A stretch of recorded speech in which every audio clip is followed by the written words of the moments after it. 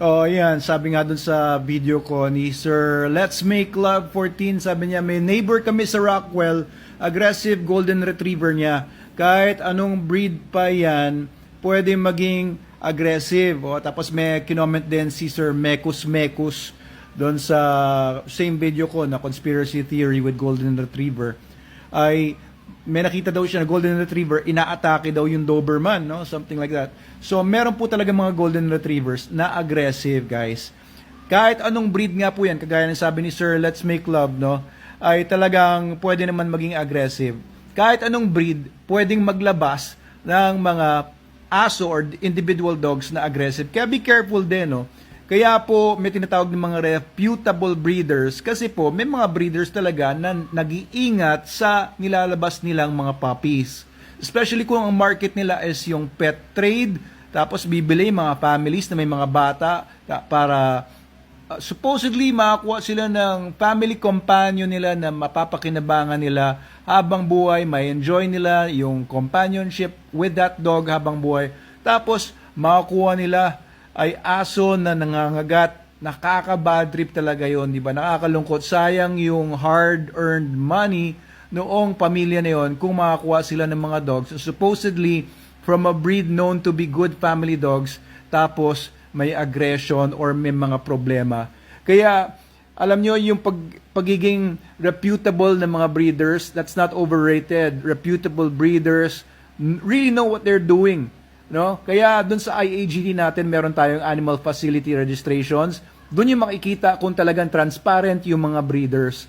Kasi nandun yung mga asong mga na-produce nila, transparent yung yung registry natin pagdating doon sa mga linyada, kung sino yung mga parents ng mga kino-combine ng mga breeders na to. Kaya kung talagang masasabi niyo na reputable breeder kayo, explore niyo po yung IAGD Animal Facility. If you want to inquire, message lang po kayo sa amin.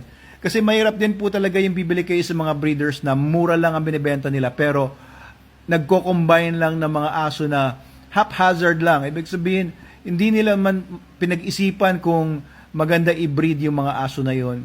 Kasi merong mga breeders, no, may problema na nga yung aso, i-breed pa rin nila. Halimbawa, isa na lang ang itlog nung aso nila, stud dog nila, isa ang itlog, one ball. Ibig sabihin, monorchid. Ayan ang scientific name niya. Yung isang testicle nun, nandun sa loob ng abdomen. Prone sa testicular cancer yung mga ganyang aso. Ang problema, pwedeng mag-breed yung mga aso na yon, magpo-produce ng mga puppies. Pero yung mga puppies na yon, likely din na mamana nila na isa lang ang ball na lalabas sa kanila or worse, walang balls na lalabas sa kanila, magiging prone sa testicular cancer yung mga dogs na yon. O kaya may mga breeders naman na binibreed yung mga aso na meron talaga mga genetic defects. May mga faults genetically tapos ibebenta nila ng mura yung mga napoproduce nilang mga puppies. Kaya dito sa case na to, no, yung Siberian Husky na ninunguya ng Golden Retriever, yung theory na yung Golden Retriever daw, tinutulungan lang yung Husky na nabangga daw ng truck or nabangga ng vehicle, sinusubukan daw nung Golden Retriever na i-revive yung aso. Medyo far-fetched po yun. No? Meron din nag-comment doon sa video ko na ito, may nakita daw siyang aspin, napanood ko rin yon. Yung aspin ay sinusubukan niyang buhayin yung isa pang aspin or askal doon sa kalsada dahil parang namatay na yung aso, nawala ng hininga, tapos unconscious na. So, binibira niya yung aso, kinakagat-kagat niya. Pero hindi naman nagsugat, no? Parang, ginagrab lang niya yung katawan, yung leeg. Pero hindi naman ganitong kalala na labas na yung mga butot, laman nung Siberian Husky dito. And, yun, sobrang bihira naman ng aso na ganon. Hindi rin natin alam, no? And kagaya dun sa video ko, tinatanong ko sa mga tao kung baka meron kayong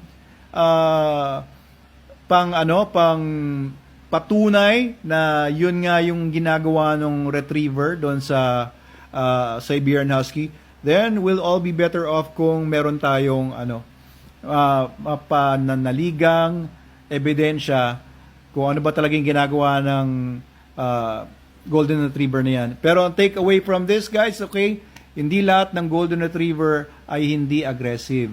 Although they are the best, one of the best breeds, no, kung naghahanap kayo ng family dogs, including na rin yung mga Labrador Retrievers, ang babait niyan, mga Huskies, ang babait niyan.